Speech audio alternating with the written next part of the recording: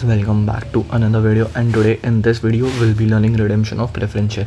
ये आपके ग्रुप 1 में थर्ड चैप्टर है शायद तक, और ये चैप्टर में हम लोग देखेंगे कि प्रेफरेंस शेयर का जो रिडीमेबल प्रेफरेंस शेयर होते हैं उनका क्या ट्रीटमेंट होता है अपॉन द पीरियड जब वो रिडीम होने वाले रहते हैं। ठीक है, तो हम लोग एकदम बेसिक स्क्रैच से चालू करेंगे। ठीक है, suppose redemption bye issue of fresh share.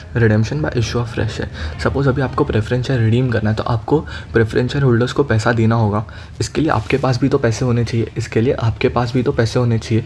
तो फर्स्ट वे क्या है, हम लोग ज़्यादा इक्विटी शेयर इशू करेंगे नहीं, और उससे जो पैसा मिलेगा उससे हम लोग रिडीम कराएंगे प्रेफरेंस शेयर को। तो फर्स्ट ऑप्शन क्या है, that will make a fresh issue. उससे जो पैसा आएगा उससे will redeem the preference share. तो उसके लिए हम लोग को सबसे पहला क्या करना पड़ेगा, हम लोग को न्यू इक्विटी शेयर इशू करने पड़ेंगे। तो एंट्री क्या होगा, bank account debit to equity share capital account to securities premium account if any. ठीक है, फिर उसके बाद क्या करेंगे, प्रेफरेंस शेयर रिडीम करना है।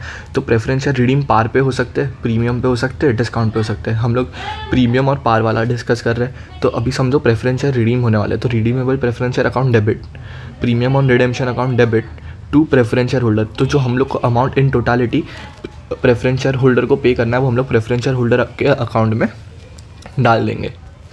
ठीक है,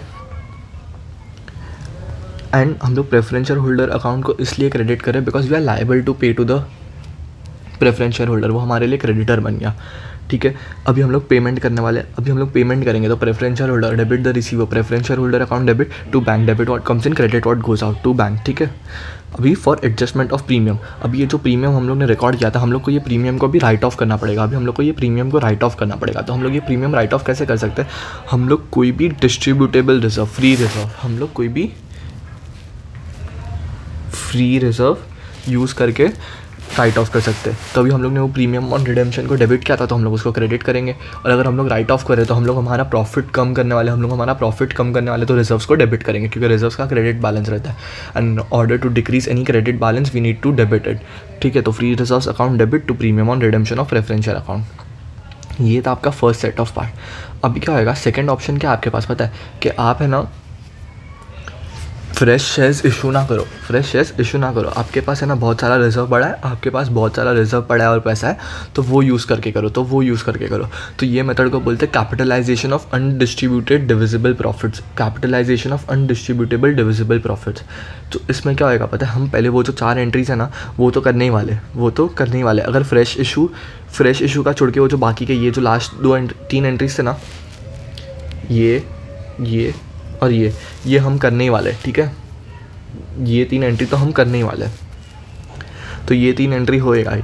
और हम लोग एक एडिशनल एंट्री करेंगे, क्यों? क्योंकि हम लोग को है ना ये जो रिजर्व्स है उसको कैपिटलाइज़ करना है। मतलब क्या हुआ पता है, इन शॉर्ट जो फ्री रिजर्व्स है उसमें से पैसा निकाल के एक रिजर्व बनाएंगे, उसमें डालना है।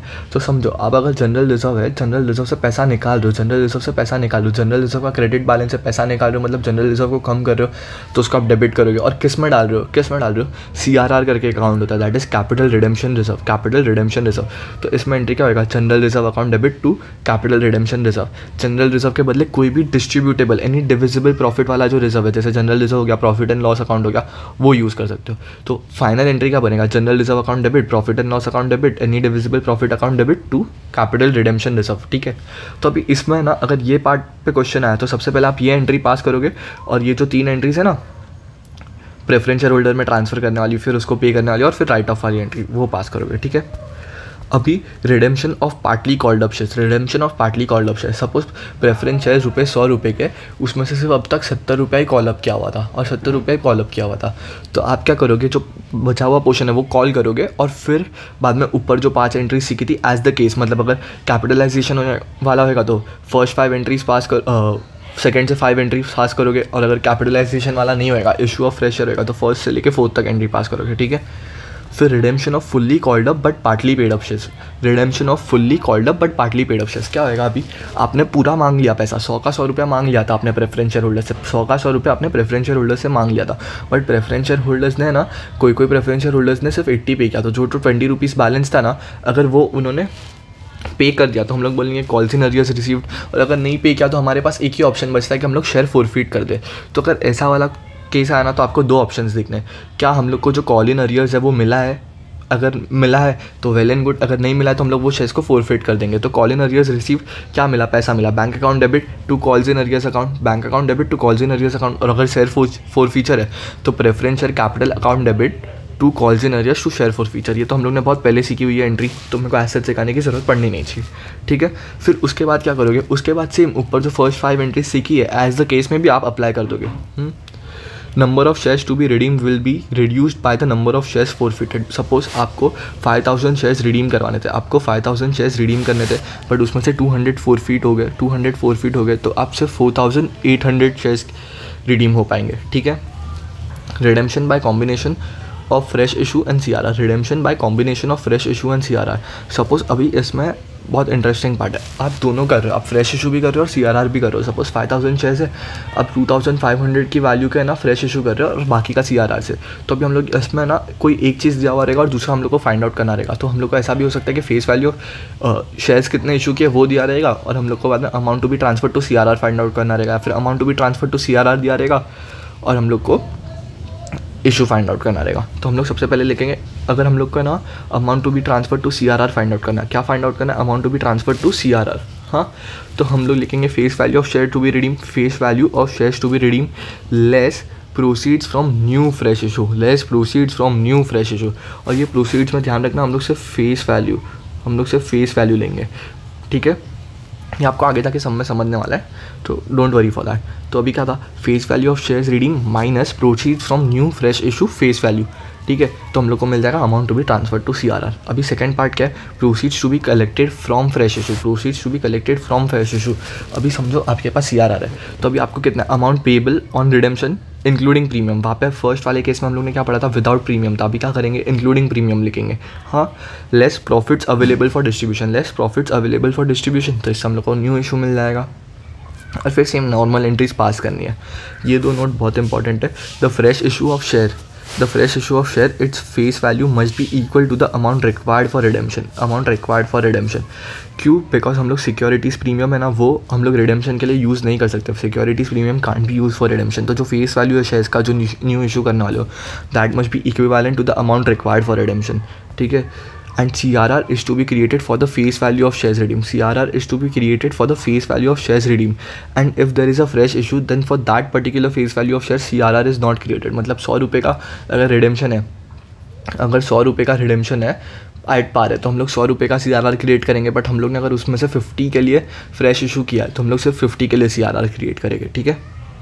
हम लोग एक इतना अच्छा सम देखने वाले हैं, it is inclusive of everything, it is inclusive of everything. पूरा चैप्टर इस एक ही सम में कवर हो जाएगा। आप ये एक सम करके गए, मोर देन इनफ है। Balance sheet of Calidus academy limited as at 31 December 2021, ठीक है। अभी इसमें क्या क्या दिया, फटाफट इन्फॉर्मेशन आप लोग भी नोट डाउन कर लेना और अब तक जितना ऊपर लिखा है वो भी लिख देना, बहुत यूजफुल रहेगा। 50,000 8% preference shares of ₹100 each, ₹70 paid up, ठीक है। इससे हम लोग को क्या पता चल गया, सबसे पहले तो कि ₹70 पेड अप है, मतलब 30 रुपीज़ कॉल करना है और रिसीव करना है, ठीक है।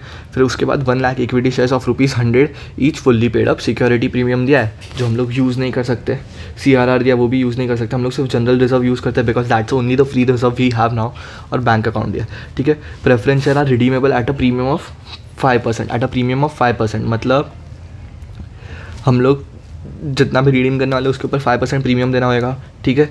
फिर company makes a issue of 50,000 equity shares of ₹100 each, मतलब 50 लाख का तो हम लोग का खाली इशू हो रहा है, हाँ, ठीक है। ईच एट ₹110 पर शेयर, एट ₹110। तो ये जो 10 रुपया प्रीमियम है ना, हम लोग उसको एज यूज़ नहीं कर सकते, हम लोग वो 10 रुपये का प्रीमियम यूज़ नहीं कर सकते। क्यों, बिकॉज वो फ्री रिजर्व नहीं है, तो हम लोग को फेस वैल्यू से कंपेयर करना पड़ेगा। अपने को कितना मिला, ₹20 ऑन एप्लीकेशन, ₹35 ऑन अलॉटमेंट, 35 में से ₹10 प्रीमियम है, मतलब टोटल कितना मिला, 20 + 25 मिला, कितने पे, 50,000 शेयर्स पे, ठीक है। ये हो गया first part. Balance amount is to be called upon after redemption, मतलब जो बाकी का पैसा आने वाला है वो आफ्टर रिडेम्पशन है, तो वो हम लोग के यूज़ का नहीं है। Fully subscribed and paid up, मतलब जितने भी शेयर्स हम लोग इशू कर रहे हैं वो फुल्ली सब्सक्राइब और पेड अप है। Preference share holding 2000 shares fail to pay the final call, fail to pay the final call. तो इसमें क्या हो रहा है, हमारा वो जो पार्टली पेड अप वाला कैटेगरी है वो भी कवर हो रहा है। और फिर जब फुल्ली कॉल अप किया और उसमें अगर कॉल्स इन एरियर्स नहीं मिला वो भी कवर हो रहा है, ठीक है।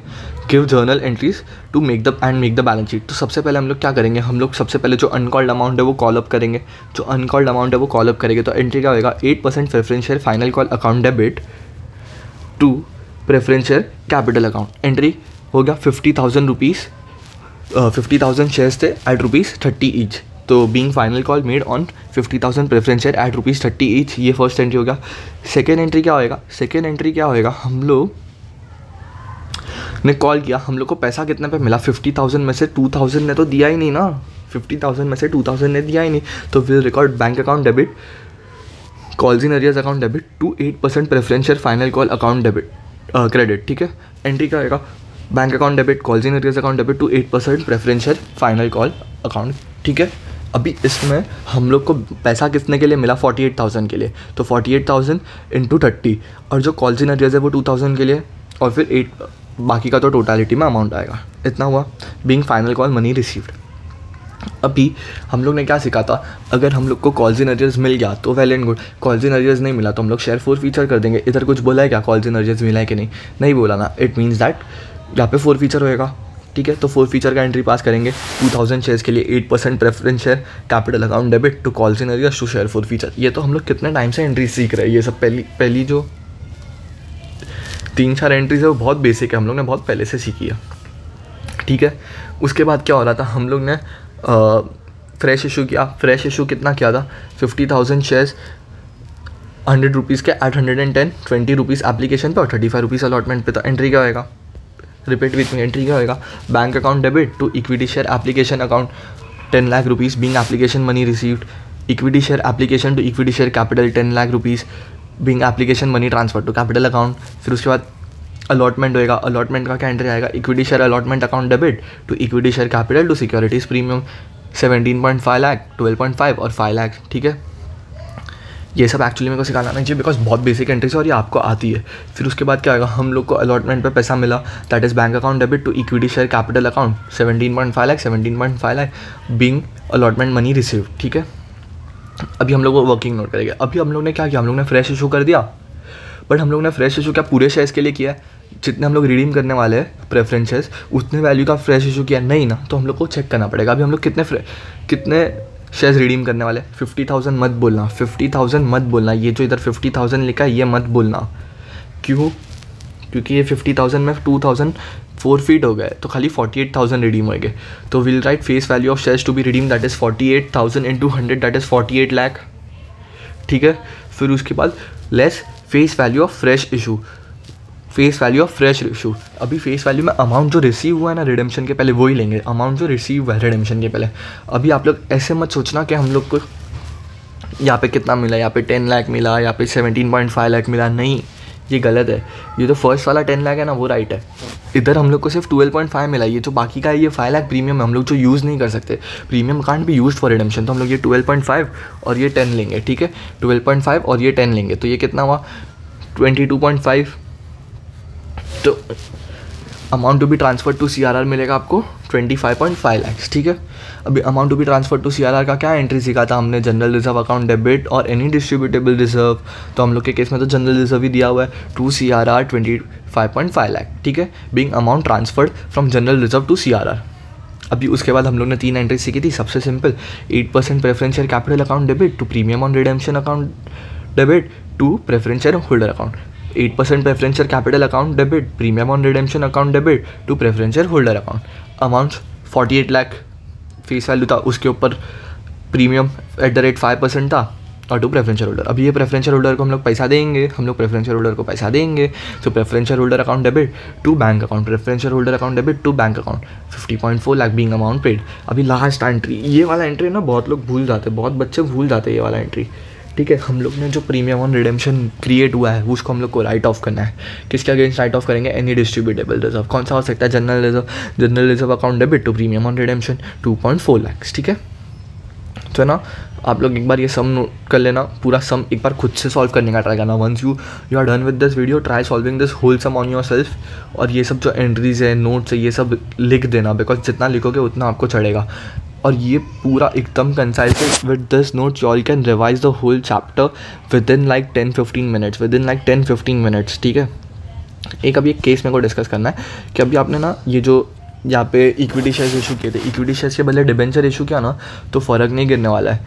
CRR पूरे अमाउंट के लिए क्रिएट करोगे, पूरे अमाउंट के लिए क्रिएट करोगे। CRR खाली कम कभी क्रिएट होएगा जब भी इक्विटी शेयर्स इशू हो रहे, CRR कम कभी क्रिएट होएगा जब भी खाली इक्विटी शेयर्स इशू हो रहे, ठीक है।